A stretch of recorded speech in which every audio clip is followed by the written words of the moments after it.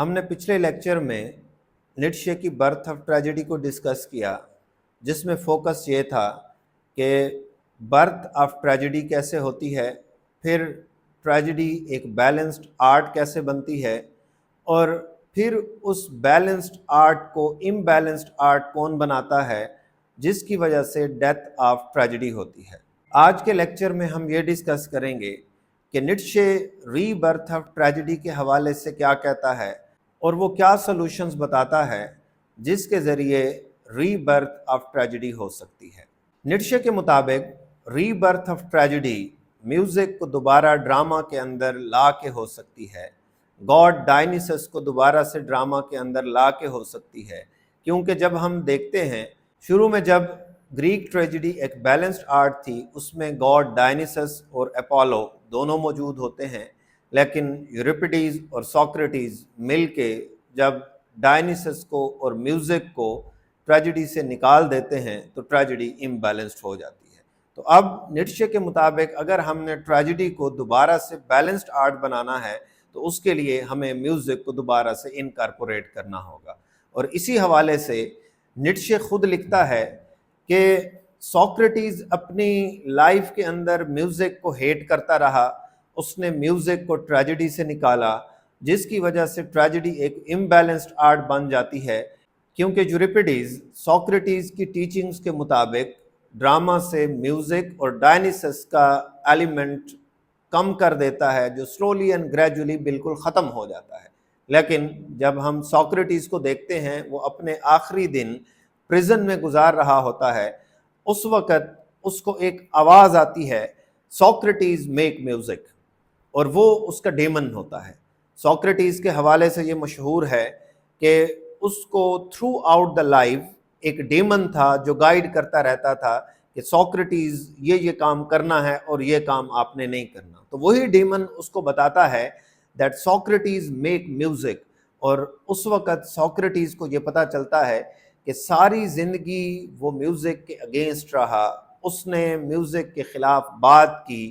اور اسی کی ٹیچنگز پہ عمل کرتے ہوئے یوریپیڈیز نے میوزک اور گاڈ ڈائنیسس کو ڈرامہ سے نکال دیا اور ٹریجڈی کو امبیلنسڈ آرٹ بنا دیا۔ لیکن آج اس کو خود وہ ڈیمن کہہ رہا ہوتا ہے دیٹ سوکریٹیز میک میوزک۔ اس کے حوالے سے نیٹشے کہتا ہے He told his friends in prison that he often had a dream in which he was told, Socrates make music. کہ جب سوکریٹیز اپنے آخری دن پریزن میں گزار رہا ہوتا ہے، اس کو ڈریم میں آتا ہے، اس کا ڈیمن بتاتا ہے کہ سوکریٹیز میک میوزک۔ تو سوکریٹیز کو یہ ڈریمز میں آتا ہے کہ آپ میوزک کی طرف جائیں، کیونکہ سوکریٹیز نے ساری زندگی میوزک کو ریجیکٹ کیا ہوتا ہے۔ اور اس حوالے سے نیٹشے یہ کہتا ہے کہ سوکریٹیز نے لوگوں کے اندر ایک ایلوژن پیدا کیا کہ لاجیکل تھاٹ ہی سب کچھ ہے، اور ایموشنز، فیلنگز اور میوزک یہ کچھ بھی نہیں ہے، لیکن آخر میں اس کو پتہ چلتا ہے that music is something and it is important. اس حوالے سے نیٹشے کہتا ہے There is a profound illusion which first entered the world in the person of Socrates، کہ سوکریٹیز دنیا کے اندر ایک ایلوژن لے کے آتا ہے جس میں وہ لوگوں کو بتاتا ہے کہ آپ لاجک کی طرف جائیں، ریزن کی طرف جائیں، ریشنالٹی کی طرف جائیں، اور ایموشنز، فیلنگز اور پیشنز میں کچھ نہیں ہوتا۔ یہی چیز ہم دیکھتے ہیں پلیٹو کے اندر، یوریپیڈیز کے اندر۔ فار ایگزامپل اگر آپ پلیٹو کی آئیڈیل سٹیٹ کو دیکھیں تو پلیٹو یہ کہتا ہے کہ آئیڈیل سٹیٹ کے اندر پوئٹس کو نکال دینا چاہیے، because poets create emotions, feelings and passions in the youth, and youth forgets about their duties towards the state۔ اور دوسری بات جو نیٹشے بتاتا ہے وہ بڑی ہی انٹرسٹنگ ہے کہ پلیٹو اپنی شروع کی لائف میں ٹریجڈی لکھتا ہے، اس کو ٹریجڈی لکھنا اچھا لگتا ہے، لیکن جب وہ سوکریٹیز کی ٹیچنگ سے انفلوئنس ہوتا ہے تو وہ اپنی لکھی ہوئی ساری ٹریجڈیز جلا دیتا ہے، کیونکہ اس کو لگتا ہے کہ ٹریجڈی اور پوئٹری انفیریئر آرٹس ہیں اور ان سے اسٹیٹ کو کوئی فائدہ حاصل نہیں ہوتا۔ اور نیٹشے یہ سمجھتا ہے کہ پلیٹو اور یوریپیڈیز کے پیچھے سوکریٹیز کی فلسفی ہوتی ہے جو ریشنل تھاٹ کو سپیریئر سمجھتا ہے اور ایموشنز، فیلنگز، پیشنز، میوزک کو انفیریئر سمجھتا ہے۔ اس حوالے سے فردر نیٹشے کہتا ہے the unshakable belief that rational thought guided by causality can penetrate to the depths of being and that it is capable not only of knowing but even of correcting being۔ کہ Socrates کے نزدیک rational thought he سب کچھ تھا، اس کے علاوہ emotions, passions اور feelings کچھ بھی نہیں ہوتے۔ اب اس سے آگے نیٹشے یہ کہتا ہے کہ ہم نے ٹریجڈی کی ری برتھ کرنی ہے، اور ری برتھ کے حوالے سے وہ کہتا ہے tragedy perishes when deprived of the spirit of the music, just as sure as it can be born only of that spirit۔ کہ اب ٹریجڈی دوبارہ رینیو ہو سکتی ہے، اس کی ری برتھ ہو سکتی ہے جب ہم اس کے اندر دوبارہ سے میوزک کی اسپرٹ لے کے آئیں گے، اس میں گاڈ ڈائنیسس کو لے کے آئیں گے، اور تب ہی ٹریجڈی کی ری برتھ ممکن ہے۔ اور یہاں پہ نیٹشے یہ کہتا ہے کہ جب ہیومنز نے، آرٹ نے ڈائنیسس کو اور میوزک کو نکال دیا تھا تو ٹریجڈی بھی امبیلنسڈ بن گئی تھی اور ہیومنز بھی امبیلنسڈ بن گئے تھے۔ اور یہ ماڈرن ورلڈ تک آتا ہے، اور نیٹشے یہ کہتا ہے کہ اگر ہم ماڈرن ورلڈ کو دیکھیں تو اس میں ہمیں لاجک، ریشنالٹی زیادہ نظر آتی ہے، انڈیویجولزم زیادہ نظر آتی ہے، اور پیشن، فیلنگز، ایموشنز اور کولیکٹیوزم کم نظر آتا ہے۔ اور اسی وجہ سے نیٹشے کہتا ہے کہ سائنس پہ زیادہ فوکس ہے ماڈرن ورلڈ کے اوپر، کیونکہ سائنس ریشنل ہے، لاجیکل ہے، اور آرٹس پہ زیادہ فوکس نہیں ہے کیونکہ آرٹس ایموشنز، پیشنز، فیلنگز اور کولیکٹیوزم سے ریلیٹڈ ہیں۔ تو نیٹشے یہ کہتا ہے کہ ہمیں ایک تو میوزک کو دوبارہ سے لے کے آنا ہوگا، ایموشنز، پیشنز اور فیلنگز کو لے کے آنا ہوگا، اور ساتھ میں ہمیں آرٹس کو بھی انکریج کرنا ہوگا، کیونکہ آرٹس پڑھنے کے بعد ہی ہمارے اندر ایموشنز، پیشنز اور فیلنگز آ سکتی ہیں۔ اس حوالے سے نیٹشے لکھتا ہے The whole of our modern world is caught up in the net of the Alexandrine culture, and its ideal is theoretical man, armed with the highest powers of knowledge and working in the service of science, whose archetype and progenitor is Socrates۔ کہ modern world کے اندر انسانوں نے اپنی ساری کی ساری energies science کو دے دی ہیں، اور وہ سائنس میں انٹرسٹڈ ہیں، اور یہ چیز لے کے آنے والا کون ہے؟ It is Socrates. اور نیٹشے آگے کہتا ہے all of our educational methods take their bearing from this ideal. Any other form of existence has a hard struggle to survive alongside it and is in the end tolerated rather than encouraged۔ کہ اگر آپ دیکھیں science اور arts جب side by side چل رہے ہوتے ہیں تو سائنس کو انکریج کیا جاتا ہے، اس کو آگے لے جایا جاتا ہے، اور آرٹس کو ڈسکریج کیا جاتا ہے، اس کو انفیریئر سمجھا جاتا ہے۔ اور اس حوالے سے نیٹشے یہ کہتا ہے کہ آرٹس کو ٹالریٹ کیا جاتا ہے اور سائنس کو انکریج کیا جاتا ہے۔ تو یہاں پہ آپ اگر الفاظ کا انتخاب دیکھیں کہ آرٹس کو ٹالریٹ کیا جاتا ہے کہ چلیں آرٹس بھی چل رہی ہے تو اس کو سوسائٹی میں چلنے دیں، لیکن سائنس کو انکریج کیا جاتا ہے، اس میں فنڈز دیے جاتے ہیں، اسکالرشپس دی جاتی ہیں تاکہ سائنس زیادہ سے زیادہ آگے آئے، اور سوکریٹک لاجک، ریشنالٹی آگے آئے، اور جو ڈائنیزیک میوزک ہے، ایموشنز ہیں، پیشنز ہیں، فیلنگز ہیں، ان کو ریجیکٹ کر دیا جاتا ہے۔ نیٹشے یہ کہتا ہے کہ اگر آپ دیکھیں جب آپ کے پاس لاجک، ریشنالٹی، نالج، لرننگ زیادہ ہو جاتی ہے تو آپ کو یہ لگتا ہے کہ آپ ون سائیڈڈ ہو گئے ہیں اور آپ دوسری سائیڈ کی طرف جانے کی کوشش کرتے ہیں۔ تو اس میں ایگزامپل دیتا ہے گوئٹیز فاسٹ کی، جس میں فاسٹ، یا جس کے اوپر کرسٹوفر مارلو کا ڈرامہ فاسٹس بھی موجود ہے، تو فاسٹس یا فاسٹ بہت زیادہ ایجوکیٹڈ پرسن ہوتا ہے، بہت زیادہ لرنڈ ہوتا ہے، لیکن وہ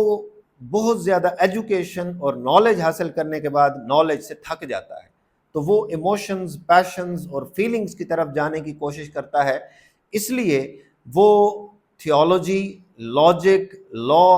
اور باقی سبجیکٹس کو چھوڑ کے میجک کی طرف جاتا ہے، اور وہ جب میجک کو اڈاپٹ کرتا ہے تو اس میں وہ کیا چاہتا ہے؟ a life of pleasure and delight، کہ وہ شروع سے ہی لاجک ریشنالٹی کو فالو کرتے ہوئے اپنی پلیجر فیلنگز ایموشنز والی لائف کو بھول چکا ہوتا ہے۔ تو اس سے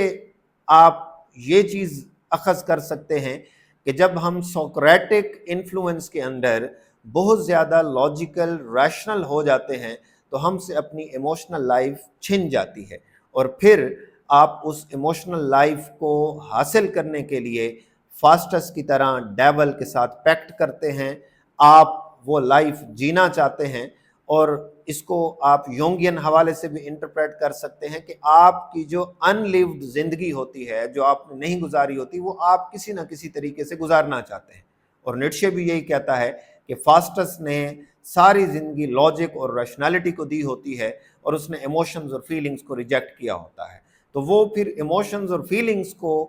دوبارہ سے اپنی زندگی میں لانے کے لیے ڈیول کے ساتھ پیکٹ کرتا ہے 24 years آف ڈیلائٹ۔ تو یہ بات ہمارے سامنے آتی ہے کہ جب آپ بہت زیادہ لاجیکل اور ریشنل ہو جاتے ہیں تو آپ اس سے تھک جاتے ہیں، اور اس کی مثال ہمارے پاس لٹریچر میں گوئٹے کے فاسٹ میں نظر آتی ہے، اور کرسٹوفر مارلو کے ڈاکٹر فاسٹس میں نظر آتی ہے۔ اس حوالے سے نیٹشے کہتا ہے How unintelligible to a true Greek must fast appear، کہ اگر ایک ٹرو گریک کو آپ فاسٹس دکھا دیں تو وہ یہ کہے گا کہ اس نے اپنی لائف بیلنس سے نہیں گزاری، اس نے لاجک اور ریشنالٹی کو بہت زیادہ امپورٹنس دی، اور اس نے ایموشنز، پیشنز اور فیلنگز کو ریجیکٹ کیا۔ The modern man of culture, intelligible in himself as he storms unsatisfied through all the faculties، کہ وہ یہ سب کچھ کرنے کے بعد بھی unsatisfied ہے۔ وہ کس لیے unsatisfied ہے؟ کیونکہ اس نے زندگی کے ایک سائیڈ کو امپورٹنس دی اور دوسری سائیڈ کو ریجیکٹ کیا۔ اس نے لاجک اور ریشنالٹی کو امپورٹنس دی اور اس نے ایموشنز اور پیشنز کو ریجیکٹ کیا۔ Devoting himself to magic and the devil because of this urge for knowledge, we need only compare him with Socrates to see that modern man has begun to sense the limitation of the Socratic delight in knowledge۔ یہ اس کی بہت important line ہے کہ فاسٹس کی یہ بات ہمیں یہ بتاتی ہے کہ ماڈرن مین سوکریٹک نالج سے، ریشنالٹی سے تھک چکا ہے، اور اب وہ ایموشنز، پیشنز اور فیلنگز کی طرف دوبارہ واپس جانا چاہتا ہے۔ وہ تب پاسبل ہے جب وہ میوزک کی طرف، ڈائنیسس کی طرف اور پیشنز، فیلنگز کی طرف جائیں گے۔ اس طرح انڈیویجول بھی بیلنسڈ بنیں گے، سوسائٹی بھی بیلنسڈ ہوگی، اور ساتھ ساتھ آپ کا آرٹ اور لٹریچر بھی بیلنسڈ ہوگا۔ تو یہ ساری کی ساری سوسائٹی اور لٹریچر ایک دوسرے کے ساتھ کنیکٹڈ ہیں۔ جب آپ کا لٹریچر بیلنسڈ ہوگا، سوسائٹی بیلنسڈ ہوگی، سوسائٹی بیلنسڈ ہوگی، آپ کا لٹریچر بیلنسڈ ہوگا، and both will move hand in hand with each other. So Nietzsche focuses on that balance, and for this balance the rebirth of tragedy is necessary۔ اور آخر میں Nietzsche یہ بتاتا ہے کہ ہم کس طرح ٹریجڈی کی ری برتھ کی طرف جا سکتے ہیں، اور وہ کہتا ہے Yes my friends, join me in my faith in this Dionysiac life and the rebirth of tragedy۔ کہ ری برتھ آف ٹریجڈی تب ممکن ہے جب ڈائنیسس کو آپ ٹریجڈی کے اندر واپس لے کے آئیں گے۔ And further he says the age of Socratic man is past, کہ سوکریٹیز نے جس چیز پہ زور دیا تھا وہ لاجک اور ریشنالٹی تھی، اور وہ سوکریٹک مین کی جو ایج ہے وہ اب ختم ہو گئی ہے۔ اب ڈائنیسس آئے گا اور ڈائنیزیک ایج شروع ہوگی۔ Crown yourself with ivy, grass and thistles, and do not be amazed if tigers and panthers lie down fawning at your feet. Now dare to be tragic men, for you will be redeemed۔ کہ جب آپ ڈائنیسس کے procession میں شامل ہو جائیں گے اور وہ چیزیں آپ کے ہاتھ میں ہوں گی جو ڈائنیسس کے ساتھ رہنے والے لوگوں کے ہاتھ میں ہوتی تھیں، تو آپ ڈائنیسس کا پروسیشن نظر آئیں گے، اور اس طریقے سے rebirth of tragedy possible ہے۔ And further he says you shall join the Dionysiac procession from India to Greece, کہ یہ ایک ملک کے لوگوں سے، ایک علاقے کے لوگوں سے نہیں ہو سکتا، انڈیا سے لے کر گریس تک جتنے بھی ملکوں کے لوگ ہیں وہ ڈائنیزیک پروسیشن میں اکٹھے ہوں گے، اور تب ہی ٹریجڈی کی ری برتھ ممکن ہے. And further he says, gird yourself for a hard battle, but have faith in the miracles of your God. اور یہ بھی وہ کہتا ہے ساتھ میں کہ یہ ایک آسان جنگ نہیں ہوگی کہ ہم نے سوکریٹک ریشنالٹی اور لاجک کو ہٹا کے ایموشنز اور پیشنز اور فیلنگز کو لے کے آنا ہے. تو یہ ایک سخت جنگ ہوگی اور اس جنگ کے لیے آپ کو تیار ہونا پڑے گا. سو according to Nietzsche, birth of tragedy is possible when we will bring Dionysius and the music and emotions and passions and feelings into the tragedy, and then it will become a balanced art that will lead to balanced individuals, that will lead to balanced society as well.